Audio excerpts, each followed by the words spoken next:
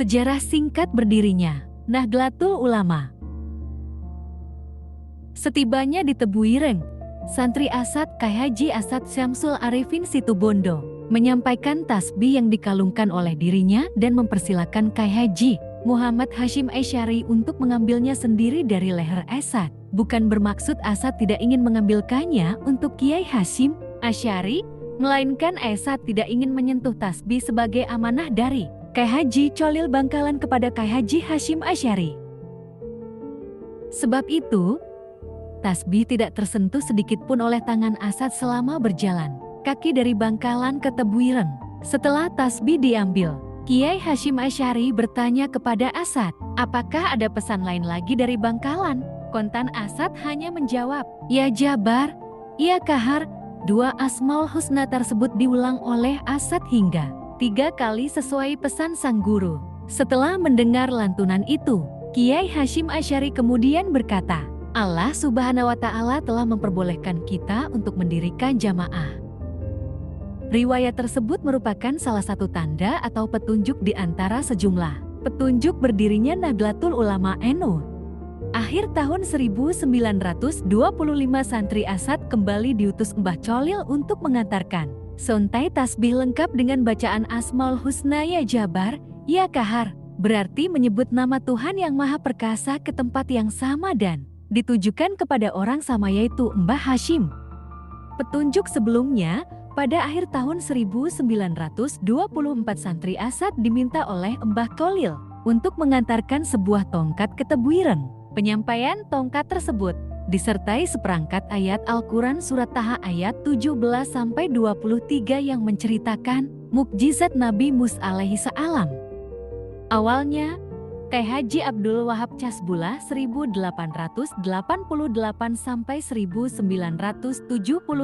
sekitar tahun 1924 menggagas pendirian Jamiah yang langsung disampaikan kepada Kyai Hasyim Asy'ari untuk meminta persetujuan.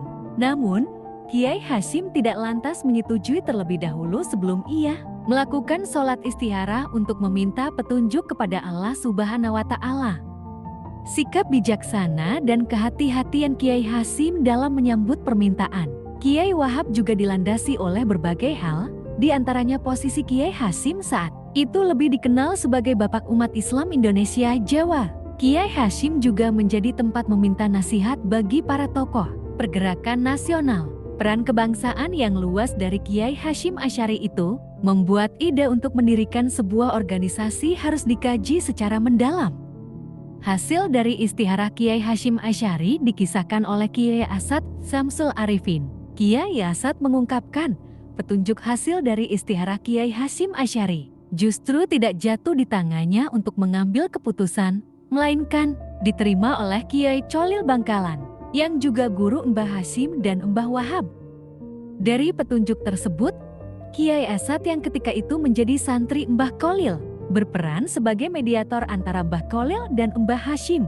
Ada 2 petunjuk yang harus dilaksanakan oleh Kyai Asad sebagai penghubung atau wasilah untuk menyampaikan amanah Mbah Cholil kepada Mbah Hasyim. Dari proses lahir dan batin yang cukup panjang tersebut menggambarkan bahwa lika-liku lahirnya NU tidak banyak bertumpu pada perangkat formal, sebagaimana lazimnya pembentukan organisasi. NU lahir berdasarkan petunjuk Allah SWT. Terlihat di sini fungsi ide dan gagasan tidak terlihat mendominasi. Faktor penentu adalah konfirmasi kepada Allah Subhanahu wa Ta'ala melalui ikhtiar lahir dan batin. Namun, tidak bisa dipungkiri bahwa berdirinya NU merupakan rangkaian panjang dari sejumlah perjuangan, karena berdirinya NU merupakan respons dari berbagai problem keagamaan, peneguhan mazhab, serta alasan-alasan kebangsaan dan sosial masyarakat. Kyai Wahab Casbullah sebelumnya, yaitu 1914 juga mendirikan kelompok diskusi yang ia beri nama Tashwirul Afkar atau Kawah Candra di Muka Pemikiran. Ada juga yang menyebutnya Nahdlatul Fikr atau Kebangkitan Pemikiran. Dengan kata lain, NU adalah lanjutan dari komunitas dan organisasi-organisasi yang telah berdiri sebelumnya, namun dengan cakupan dan segmen yang lebih luas. Komite Hijaz Embrio lahirnya Ne juga berangkat dari sejarah pembentukan Komite Hijaz. Problem keagamaan global yang dihadapi para ulama pesantren ialah ketika dinasti Saud di Arab Saudi ingin membongkar makam Nabi Muhammad Sallallahu Alaihi Wasallam karena menjadi tujuan ziarah seluruh muslim di dunia yang dianggap bidah. Selain itu, Raja Saudi juga ingin menerapkan kebijakan untuk menolak praktik bermazhab di wilayah kekuasaannya karena ia hanya ingin menerapkan Wahabi sebagai mazhab resmi kerajaan. Rencana kebijakan tersebut lantas dibawa ke Muktamar Dunia Islam, Muktamar Alam Islami di Makkah. Sebagai ulama pesantren, sentimen anti-mazhab yang cenderung puritan, dengan berupaya memberangus tradisi dan budaya yang berkembang di dunia, Islam menjadi ancaman bagi kemajuan peradaban Islam itu sendiri. Qurul Anam 2010 mencatat bahwa KH Abdul Wahab Casbullah bertindak cepat ketika umat Islam yang tergabung dalam Central Kamit Al-Islam CC dibentuk tahun 1921 yang kemudian bertransformasi menjadi Central Al-Kamit Khilafat CCC. Dibentuk tahun 1925 akan mengirimkan delegasi ke Muktamar Dunia Islam di Makkah tahun 1926.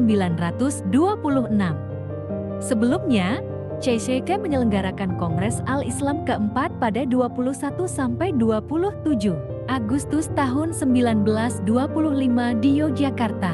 Dalam forum ini, Kiai Wahab secara cepat menyampaikan pendapatnya menanggapi akan diselenggarakannya Muktamar Dunia Islam. Usul Kiai Wahab antara lain, delegasi CCC yang akan dikirim ke Muktamar Islam di Makkah harus mendesak Raja Ibnu Saud untuk melindungi kebebasan bermazhab. Sistem bermazhab yang selama ini berjalan di tanah Hijaz harus tetap dipertahankan dan diberikan kebebasan.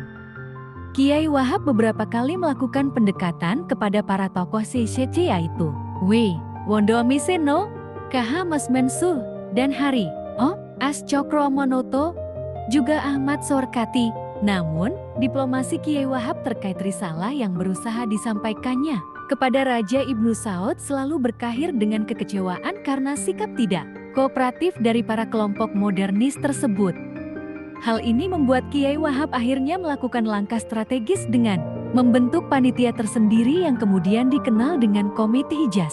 Pada Januari tahun 1926, pembentukan Komite Hijaz yang akan dikirim ke Muktamar Dunia Islam ini telah mendapat restu Kiai Hasyim Asy'ari.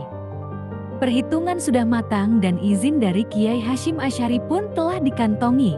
Maka pada 31 Januari tahun 1926, Komite Hijaz mengundang ulama terkemuka untuk mengadakan pembicaraan mengenai utusan yang akan dikirim ke Muktamar di Mekah. Para ulama dipimpin KH Hasyim Asy'ari datang ke Kertopaten, Surabaya dan sepakat menunjuk KH Raden Asnawi Kudus sebagai delegasi Komite Hijaz.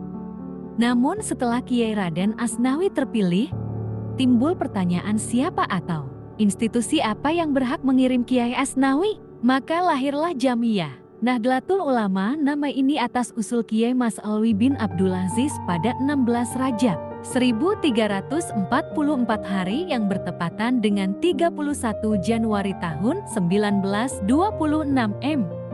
Riwayat-riwayat tersebut berkelindan satu sama lain, yaitu ikhtiar lahir dan batin. Peristiwa sejarah itu juga membuktikan bahwa Nu lahir tidak hanya untuk merespons kondisi rakyat yang sedang terjajah, problem keagamaan, dan problem sosial di tanah air, tetapi juga menegakkan warisan-warisan kebudayaan dan peradaban Islam yang telah diperjuangkan oleh Nabi Muhammad dan para sahabatnya.